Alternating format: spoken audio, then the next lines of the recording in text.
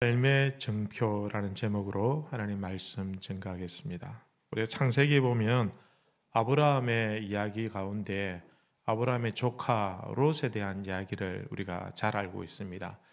교회를 다니지 않는 분들도 롯의 아내가 뒤를 돌아보고 소금 기둥이 되었다라는 이야기는 한 번쯤은 아마 다 들어보셨을 것입니다.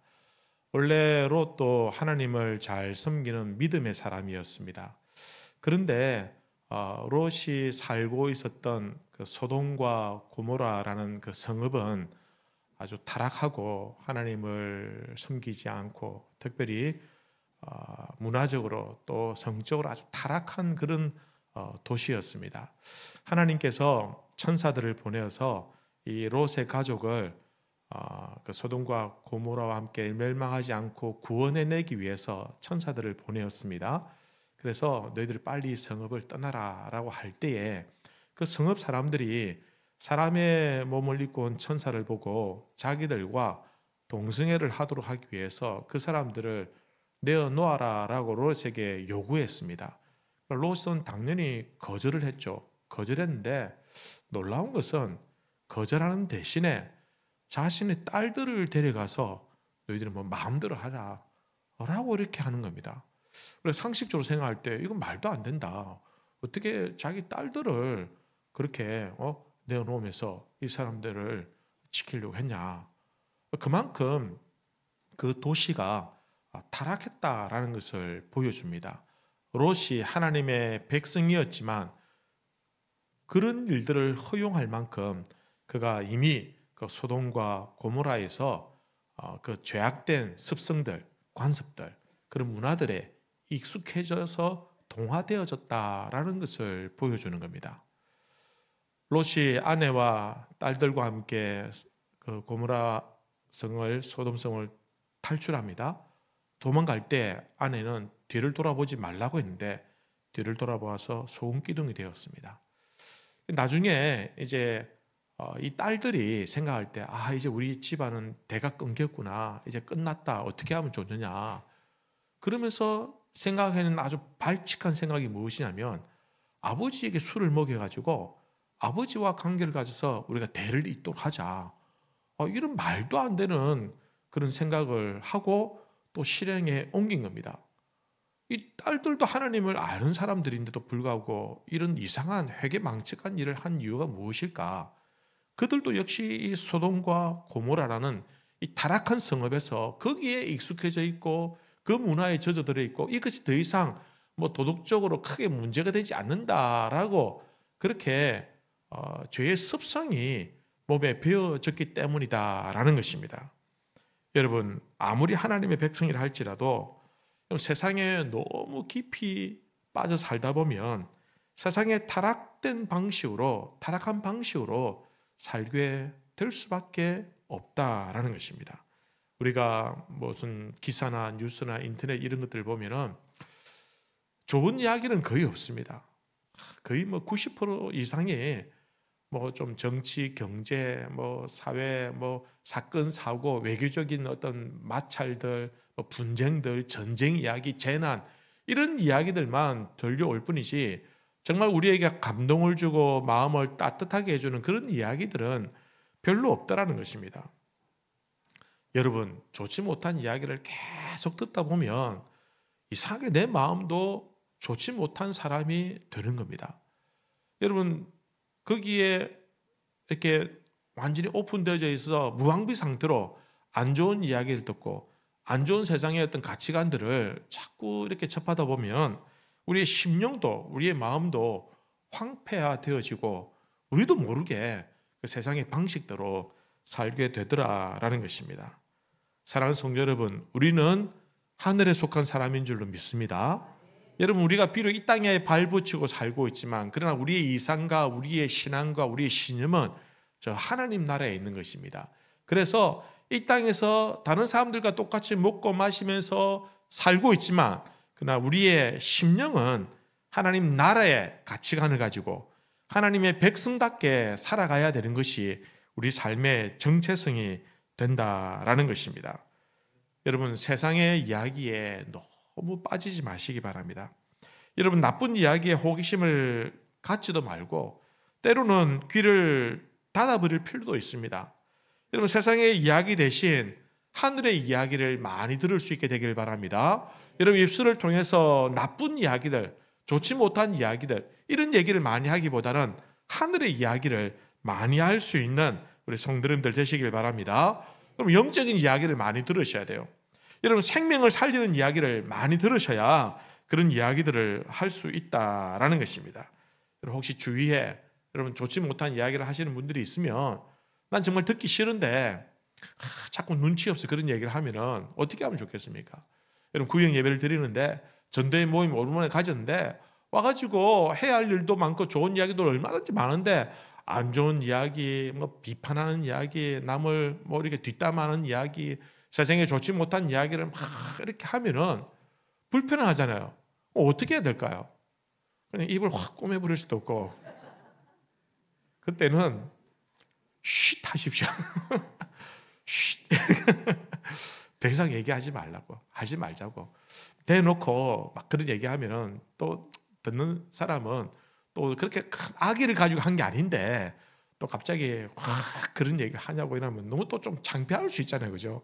그러니 우리가 서로 잘 절제하고 덕을 기리는 의미에서 부정적인 이야기, 좋지 못한 이야기, 우리의 마음을 황폐화시키는 그런 나쁜 이야기들은 하지 않도록 하는 것이 좋겠다라는 것입니다.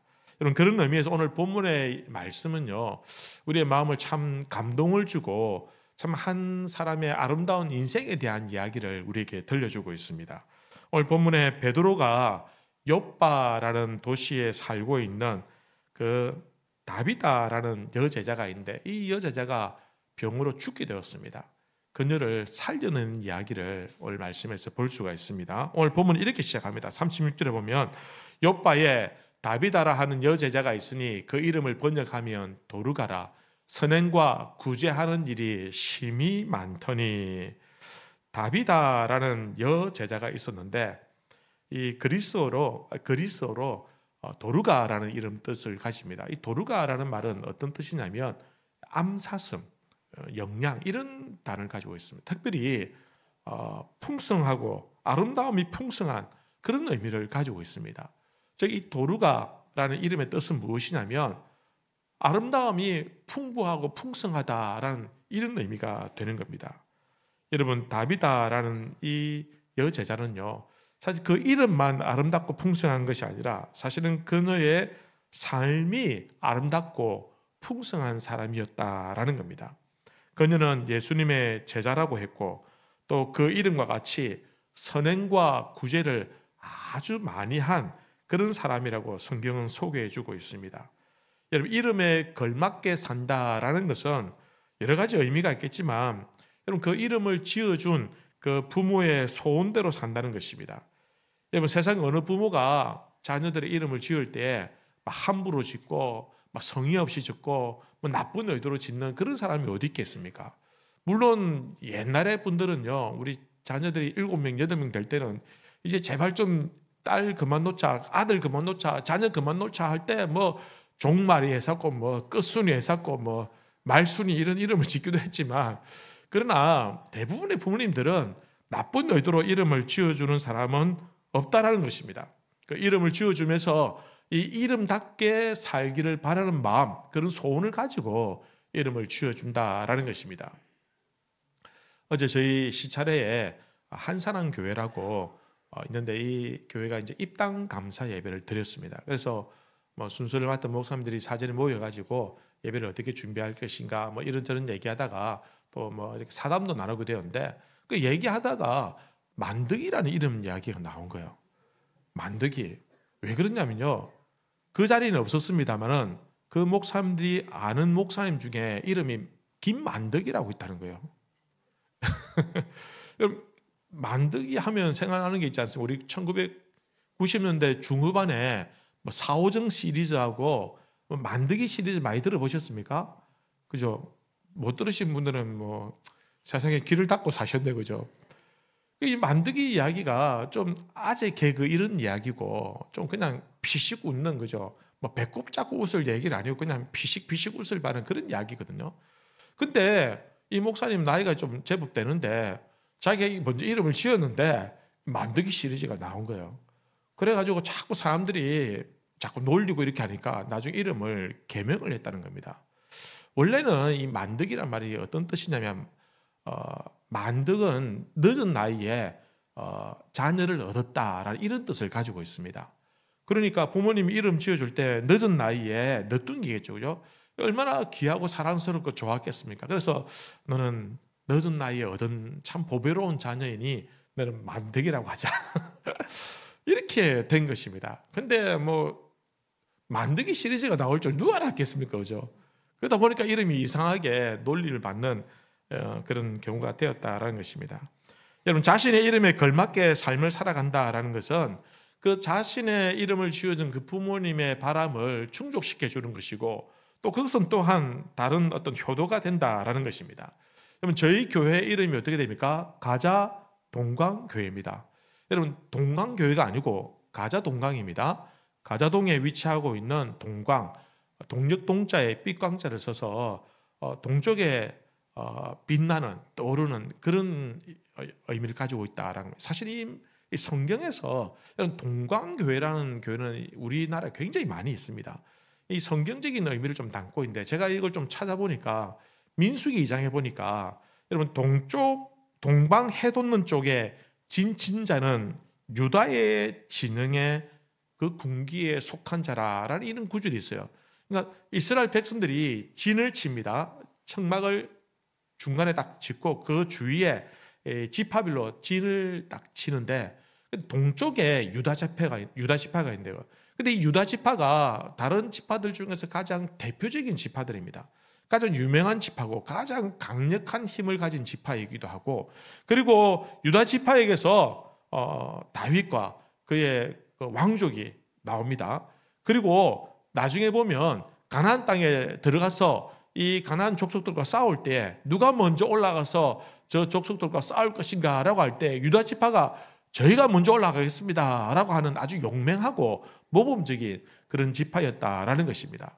그러면 우리 교회도 좀 동쪽에 빛나는 유다 지파 같이 좀 힘이 있고 좀 능력이 있고, 그래서 주의 복음을 사명을 감당하는 그런 교회가 되어야겠다. 이거 순전히 저의 해석입니다. 그런 교회가 된다면 얼마나 좋겠냐라는 겁니다. 우리 교회 이름을 지으신 분들도 아마 이것을 염두에 두고 아마 이런 이름을 짓지 않았겠나라고 생각이 되어집니다. 여러분, 어쨌든 멋진 이름입니다. 여러분, 동쪽에 해같이 빛나는 세상을 밝히는 가자 동강교회가 되시기를 우리 주님의 이름으로 축원합니다. 여러분, 이렇게 다비다의 그의 이름에 걸맞는 인생을 그녀가 살았습니다. 그리고 그의 아름다운 삶의 향기는 사실은 그가 죽고 난 다음에 더 아름답게 빛이 났습니다. 어느 날 다비다가 병이 들어서 죽었습니다. 사람들은 이 유대 장례 관습에 따라서 그녀의 시신을 깨끗하게 하고, 그리고 다락방에 침상 위에 이렇게 안치를 해두었습니다. 그리고 베드로가 근처에 있다라는 이야기를 듣고는 속히 사람을 보내서 베드로에게 와달라고 그렇게 간청을 했다라는 겁니다. 사도행전 9장 38절 39절 보면 이렇게 기록합니다. 룻다가 롯바에서 가까운지라 제자들이 베드로가 거기 있음을 듣고 두 사람을 보내어 지체 말고 와달라고 간청하여 베드로가 일어나 그들과 함께 이르매 그들이 데리고 가락방에 올라가니 모든 가부가 베드로 곁에 서서 울며 도르가가 그들과 함께 있을 때에 지은 속옷과 겉옷을 다 내 보이거늘. 여러분, 좀 특이한 장면입니다. 근데 이 장면이 베드로에겐 굉장히 감동이 되었습니다. 왜냐하면 사람들이 모일 수 있습니다. 모여서 설파할 수 있습니다. 설파할 수 있는데, 근데 특별히 가부들 손에 뭔가 들려있는데 그것이 무엇이냐면 겉옷과 속옷이 들려 있었다라는 것입니다. 다비다는 생전에 옷을 잘 지어주는 사람이었던 것 같아요. 그래서 특별히 좀 물질적으로 어려운 과부들을 위해서 겉옷을 지어주고, 여러분, 겉옷은 이것은 뭐 이렇게 우리식으로 말하면 전당포에 담보로 맡길 정도로 굉장히 귀한 것이었습니다. 그리고 속옷은 잘 눈에 보이지 않잖아요.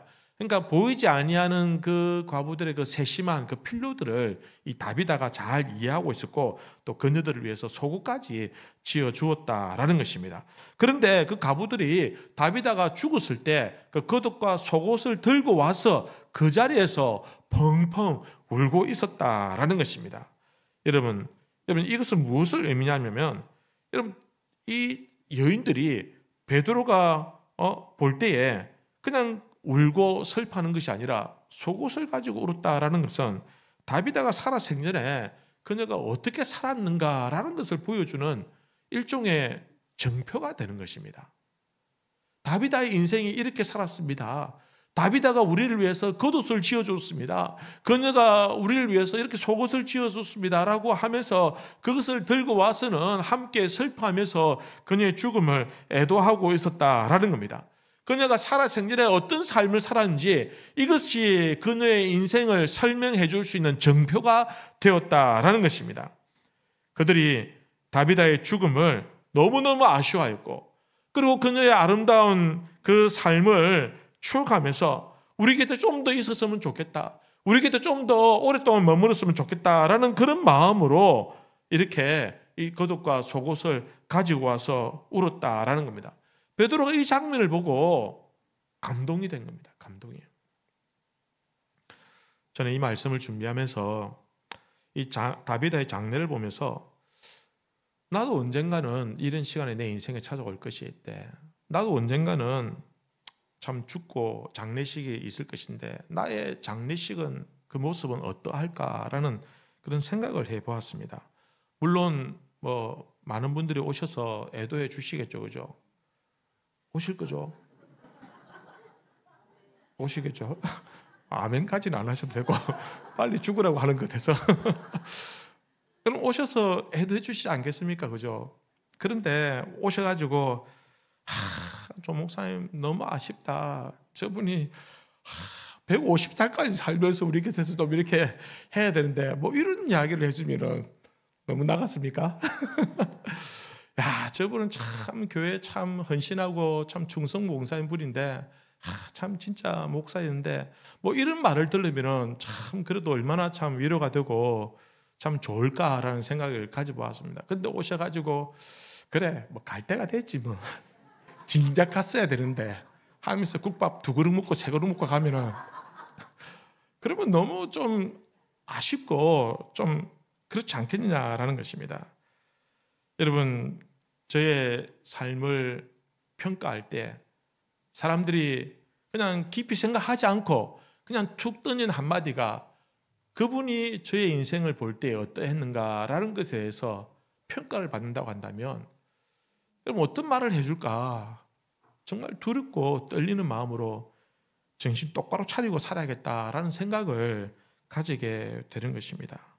내가 진정 참 하나님의 종으로서 참 이 땅에서 참 처음 목사 안수를 받을 때 했던 그 다짐들을 생각하면서 그렇게 살아갔다고 한다면 여러분 그렇게 또 인정해 줬다고 한다면 참 얼마나 감사할까라는 생각을 가지면서 또 그렇게 살지 못했다고 한다면 얼마나 부끄럽고 창피할까라는 것입니다. 여러분 사람들이 저의 삶에 대한 정표를 가지고 와서 얘기할 때 그 사람 봐라 이렇게 형편없이 살았다. 그 사람 봐라 이렇게 참 별 볼 일이 없는 인생이었다. 이런 정표가 아니라 참 그래도 참 잘 살았다. 참 그래도 참 아름답게 인생을 마쳤다라는 그런 정표가 우리에게 있어야 되지 않을까라는 것입니다. 여러분들은 어떨 것 같습니까?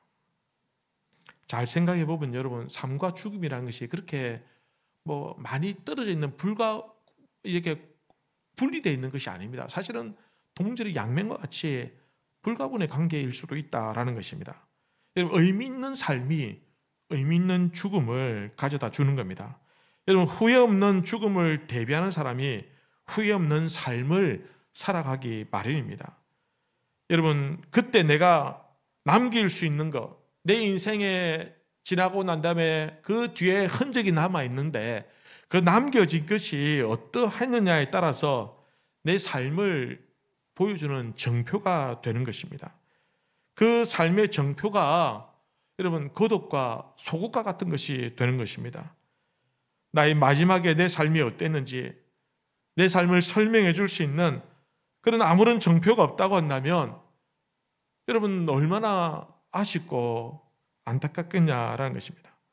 도대체 어떻게 살았는지, 도대체 무엇을 위해서 살았는지, 왜 그렇게 바둥바둥거리면서 악착같이 살았는지, 정말 열심히 살은 것 같은데, 정말 최선을 다해서 살아는 것 같은데, 근데 나에게 남겨져 있는 것이 아무것도 없다고 한다면 내 인생을 좀 설명해 줄 수 있는 것이 좀 아름다운 그런 정표가 있어야 되는데 오히려 그런 것들이 전혀 없고 부끄럽고 창피한 정표들만 남아있다고 한다면 우리 인생이 너무 초라하지 않겠느냐라는 것입니다. 여러분들에게는 여러분의 삶을 증명해 줄 수 있는 이 다비다의 거독과 소곡과 같은 그런 정표가 있으십니까? 여러분 어떻게 살아오셨고 앞으로 어떻게 사시겠습니까? 어떤 정표를 남기시겠습니까? 저도 사람이기 때문에 소위 말하는 그런 성공한 목회를 하고 싶은 마음이 왜 없겠습니까? 교회를 크게 막 부흥시키고 막 유명해가지고 여기저기 불려다니고 막 그런 소위 성공한 목회자가 되고 싶은 마음이 왜 없겠습니까만은 그러나 더 중요한 것은 성공한 목사보다는 존경받는 목사가 되어야겠다는 생각을 가지게 되는 것입니다. 여러분 가족에게 인정받는 것 진짜 어렵습니다. 고시보다 더 어렵습니다. 하지만 아내에게 존경받는 남편, 우리 아이들이 바라볼 때 나는 아빠처럼 될 거야 라는 그런 좀 닮고 싶은 그런 부모가 된다고 한다면 얼마나 감사하겠습니까?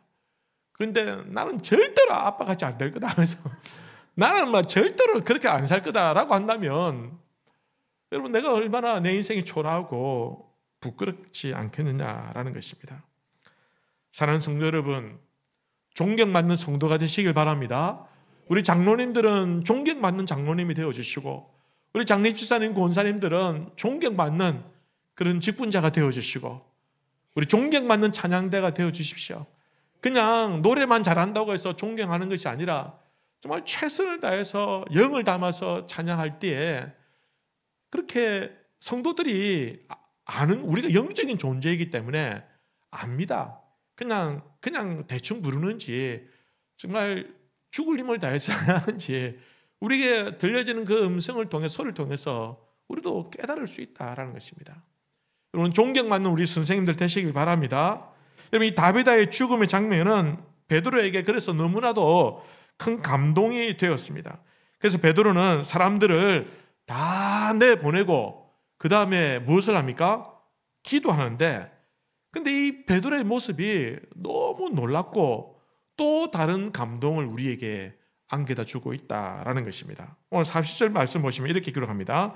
베드로가 사람을 다 내보내고 무릎을 꿇고 기도하고 돌이켜 시체를 향하여 이르되 다비다야 일어나라 하니 그가 눈을 떠 베드로를 보고 일어나 앉는지라. 그럼 베드로의 이 모습이 놀랍고 감동이 되는 이유가 무엇이냐? 첫 번째는 그의 낮아짐 때문입니다.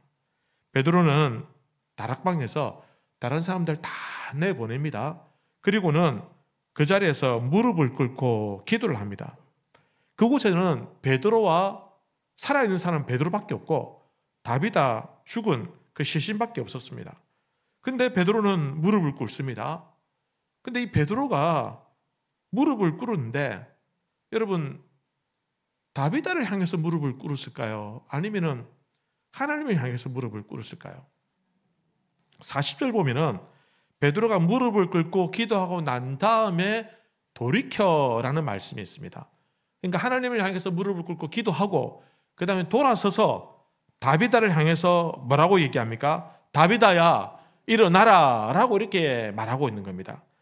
즉 베드로는 죽은 자를 위해서 그 죽은 영혼을 위해서 기도하는 것이 아니라 사실은 하나님을 위해서 하나님 앞에서 기도하는데 이 죽은 자가 살아나게 해달라고 기도하고 있었다라는 것입니다. 베드로의 무릎 꿇음은 하나님을 향한 것이었습니다. 베드로는 이제 제법 사도의 역량을 갖춘 사람입니다. 그가 한번 설교할 때 3,000명이 회개하고 돌아오고 5,000명이 회개하고 돌아온 역사들이 나타났습니다. 베드로가 병든 자도 고치고 귀신도 쫓아냈습니다. 정말 능력이 있는 사도가 되었습니다.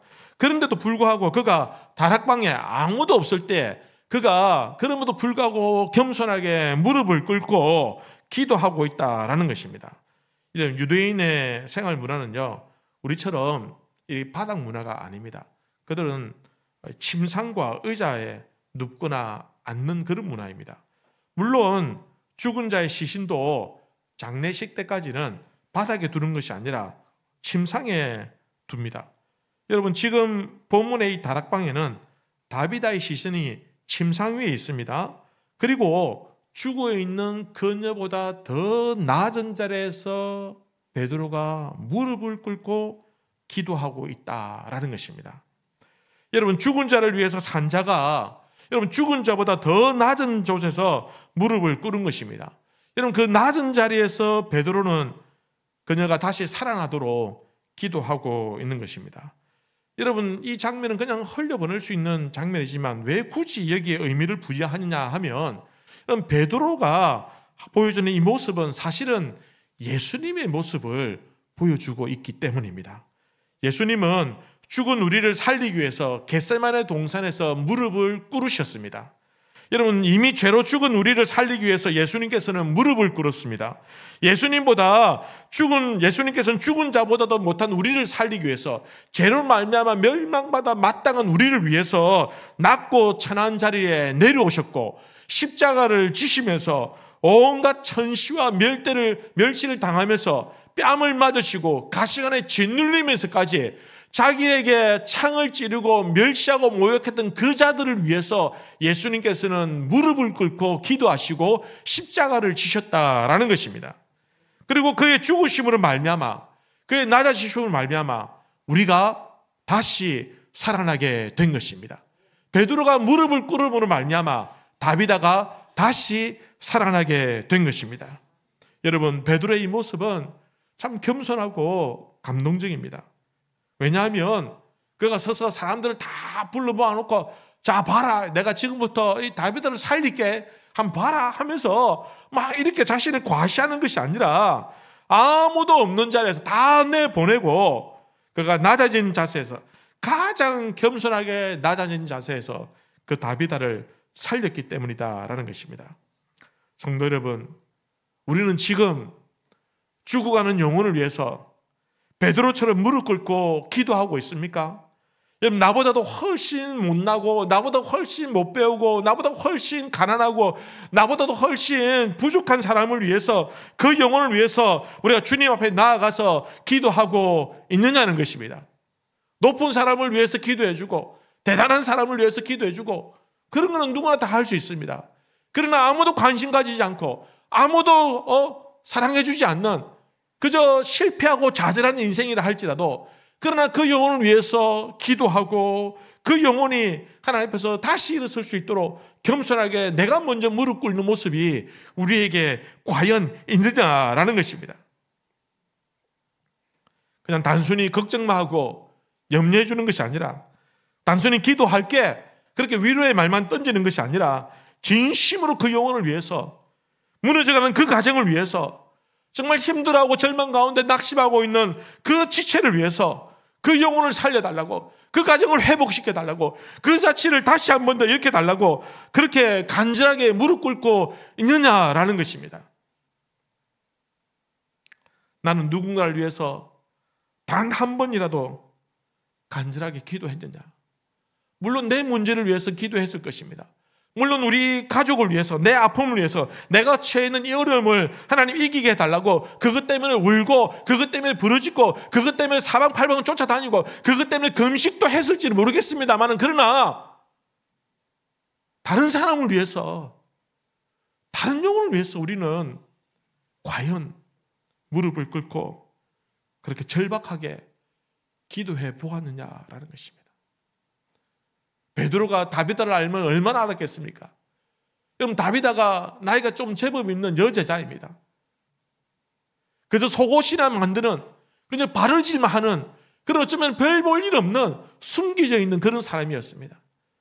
그러나 그 영혼을 위해서 고관 대작도 아니고 유명한 사람도 아니고 돈 많은 사람도 아니고 그저 가난한 연약한 그 한 영혼을 위해서 무릎을 꿇고 그를 살려달라고 하나님 앞에서 간절하게 기도하고 있었다라는 것입니다. 사랑하는 성도 여러분, 우리 주님의 그 생명의 역사는요, 낮은 것으로 흘러가는 것이 원리입니다.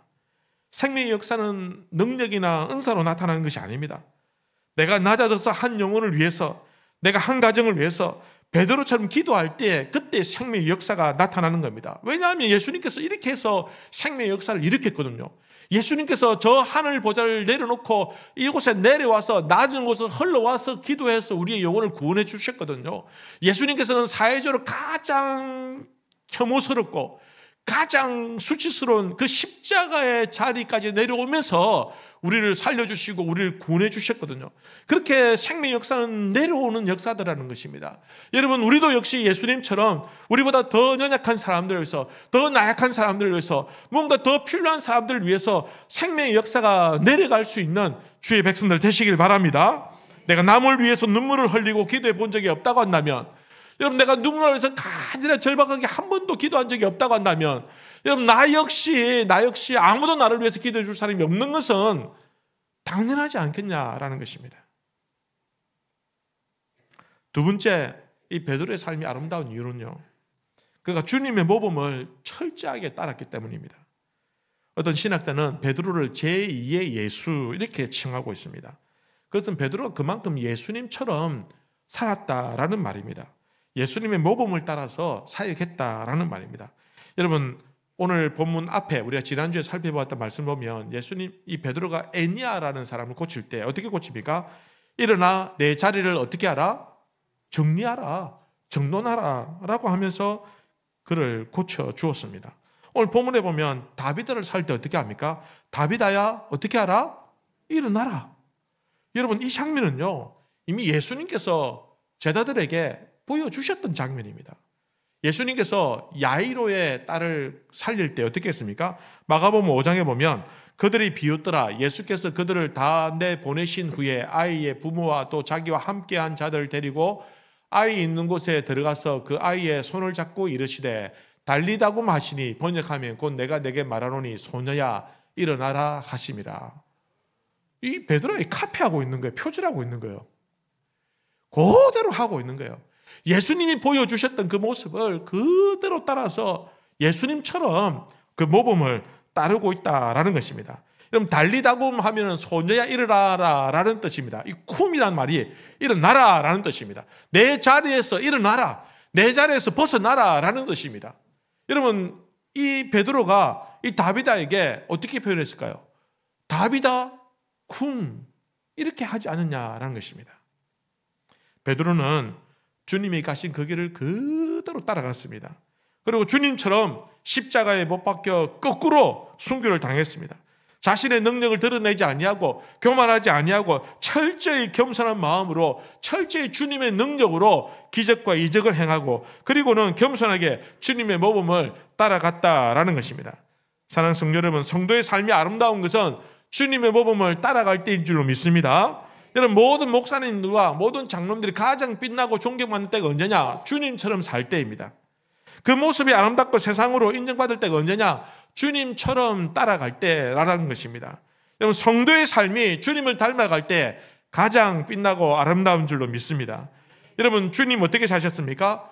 겸손하게, 낮아짐으로, 일절 깨끗함으로, 십자가의 일도 마다하지 아니하시고 우리를 구원하기 위해서 피 흘려 살찌져 그렇게 예수님께서는 사셨다라는 것입니다. 성도 여러분, 주님의 모범을 따라가는 주의 백성들 되시길 바랍니다. 주님을 닮아가는 성도들이 되시길 바랍니다. 여러분, 우리도 언젠가는 삶과 죽음의 문제와 마주칠 때가 있을 것입니다. 그때 그 죽음 속에서 삶을 꿰뚫어보고 그리고 삶 속에서 죽음을 예비할 수 있는 지혜가 우리에게 있길 바랍니다. 그리고 그때 나의 삶의 정표가 무엇인지, 내가 살아가면서 남긴 것이 과연 무엇인지, 내 인생의 이야기를 누군가가 해석해 줄 때에 나의 삶의 정표가 무엇이라고 증명해 줄지, 여러분, 우리에게 이 다비다의 거독과 소고 같은 정표가 있는지 우리 자신을 한번 돌아보면서 여러분, 후회 없이 부끄럼 없이 그렇게 정표 있는 삶을 살 수 있는 우리 성도님들 되시기를 바랍니다. 여러분, 우리의 삶이 정표를 남길 만큼 아름다운 삶이 되기 위해서는 어떻게 해야 될까요? 여러분, 베드로처럼 낮아져야 됩니다. 그리고 그 낮아진 마음에서 간절한 마음으로, 절박한 마음으로 누군가를 위해서 무릎으로 기도할 수 있어야 됩니다. 그리고 주님의 모범을 따라서 주님을 닮아 살아갈 때 그 삶이 아름답고 그 삶이 정표 있는 삶이 되는 것입니다. 사랑하는 성도 여러분, 언젠가는 그날이 우리에게 올 것입니다. 그때에 우리의 인생의 정표가 무엇인지 내가 볼 수 있는, 그렇게 아름답게 살아가는 우리 성도님들 되시기를 우리 주님의 이름으로 기원합니다. 우리 시간 다 같이 한번 기도하십시다. 말씀을 생각하면서